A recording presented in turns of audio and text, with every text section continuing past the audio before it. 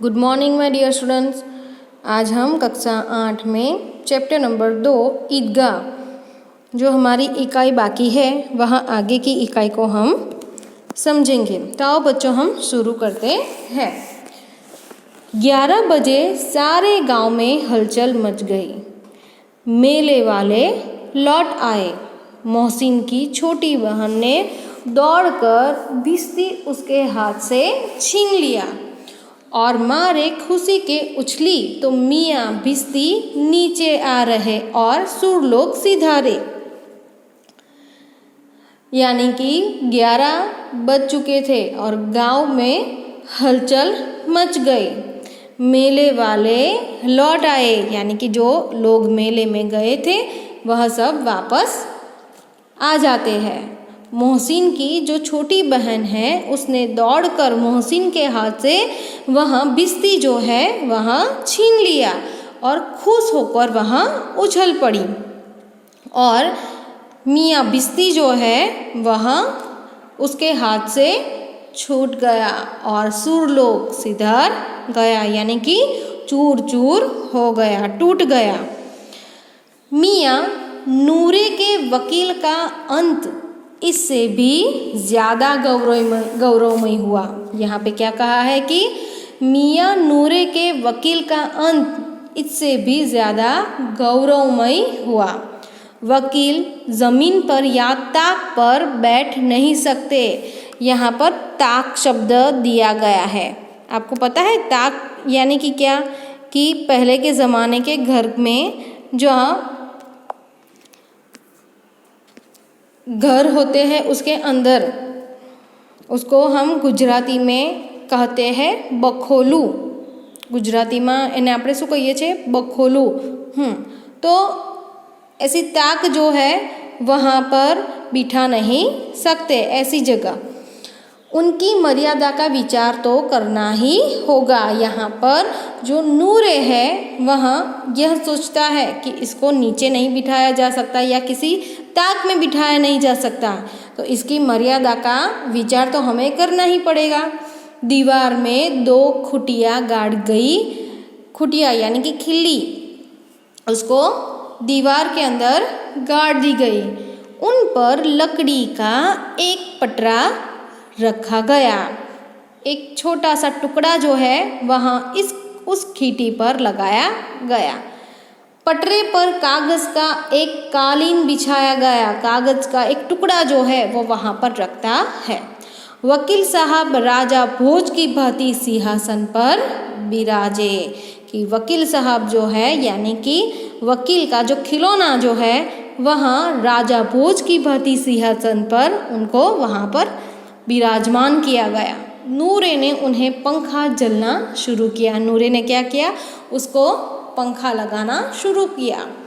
अदालतों में खस की टट्टियों और बिजली के पंखे होते हैं। बड़े बड़े पंखे जो है वहाँ अदालतों में पाए जाते हैं। क्या यहाँ मामूली पंखा भी ना हो? बांस का पंखा आया और नूरे हवा करने लगा। कि नूरे ने अपने हाथ में बांस का पंखा लिया और उसको इस खिलौने को, वकील के खिलौने को उसने पंखा लगाना शुरू किया।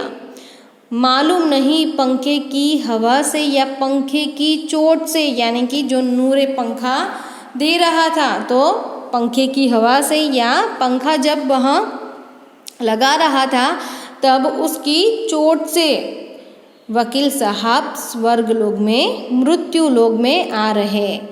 यहाँ पर पंखे की चोट से वकील साहब स्वर्ग लोक से मृत्यु लोक में आ रहे हैं और उनका माटी का चोला माटी में मिल गया। माटी का चोला माटी में मिल जाना यानी कि स्वर्ग लोक से मृत्यु लोक में चले जाना। फिर बड़े जोर से मातम हुआ। यहाँ पर मातम शब्द दिया गया है। मातम यानी कि शोक हुआ और वकील साहब की अस्थियाँ धूरे पर डाल दी गई। यहाँ पर अस्थियाँ यानी कि हड्डियाँ और धूरे धूरे यानी कि कूड़े करकट का ढेर यानी कि कचरा का जो ढेर है उसके अंदर डाल दी गई। अब मियाँ हामिद का हाल सुनिए। अब बारी है हामिद की। अमीना उसकी आवाज़ सुनते ही दौड़ी और उसको गोद में उठाकर प्यार करने लगी। यहाँ पर जो हामिद जो है उसका हाल का वर्णन यहाँ पे किया गया है कि अमीना उसकी आवाज़ सुनते ही, उसकी दादी अमीना जो है उसकी आवाज़ सुनकर तुरंत भागी दौड़ी और उसको गोद में उठाकर प्यार करने लगी कि वह बहुत खुश हो जाती है और उसको गोद में उठाकर उसको प्रेम करने लगती है। सहसा यहाँ पर सहसा शब्द दिया गया है। सहसा यानी कि एकाएक। उसके हाथ में चिमटा देखकर वह चौंकी, बोली यह चिमटा कहाँ से लाया? कि उसकी दादी अमीना जो है वह चौंक जाती है और बोलती है कि यह चिमटा कहाँ से लाया? पूछती है कि यह चिमटा तू कहाँ से लाया?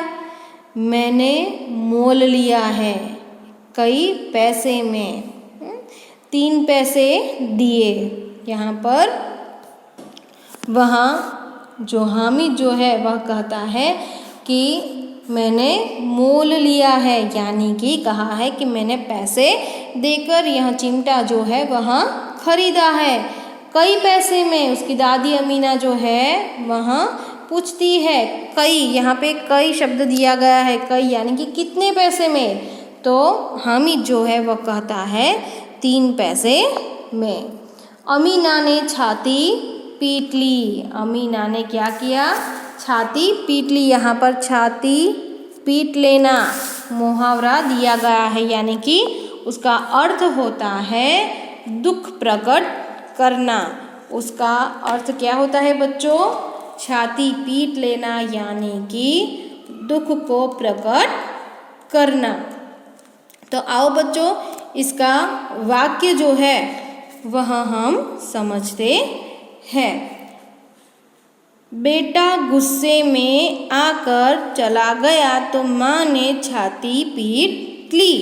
बेटा गुस्से में आकर चला गया तो माँ ने छाती पीट ली।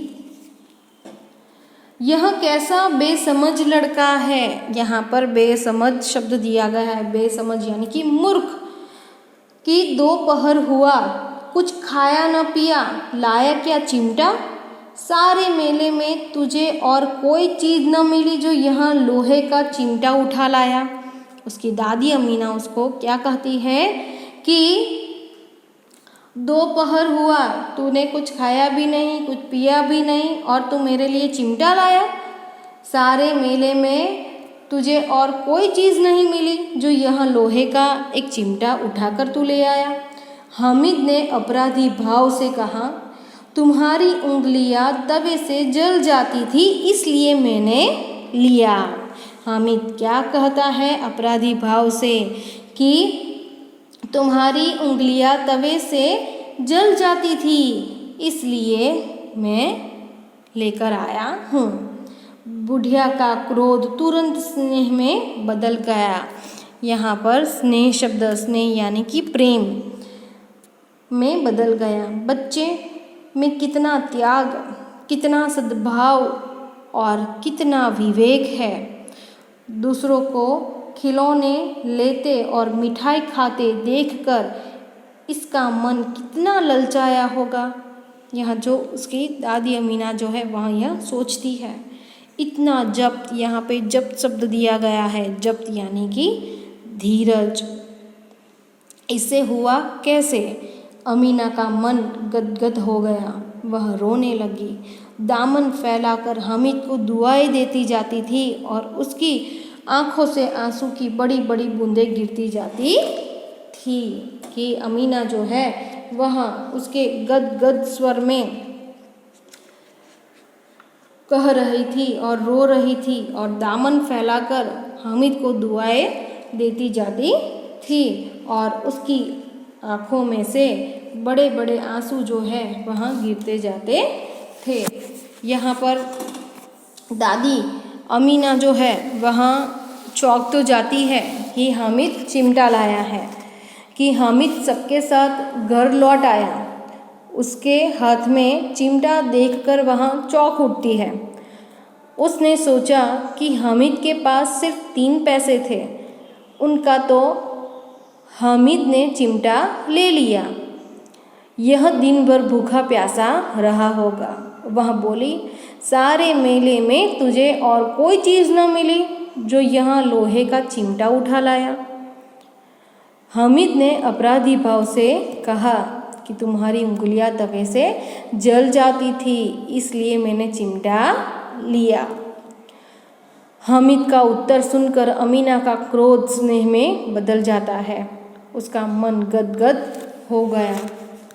उसके मुंह से हामिद के लिए दुआएं निकलने लगी और आँखों से आंसू बहने लगे।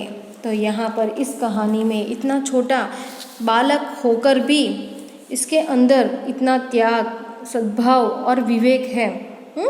हम बड़े होकर भी हम क्या करते हैं कि जो चीज़ पसंद आती है उसे हम तुरंत ले लेते हैं। कोई दूसरा व्यक्ति उसको खरीदता है तो भी हम खरीदते हैं। तो यहाँ हामिद नाम का जो लड़का है तो उसके अंदर कितना त्याग, कितना सद्भाव और कितना विवेक है। तो उसके अंदर जब यानी कि धीरज भी कितनी है। तो यहाँ पर यह बात जो है वह हमें समझाई गई है।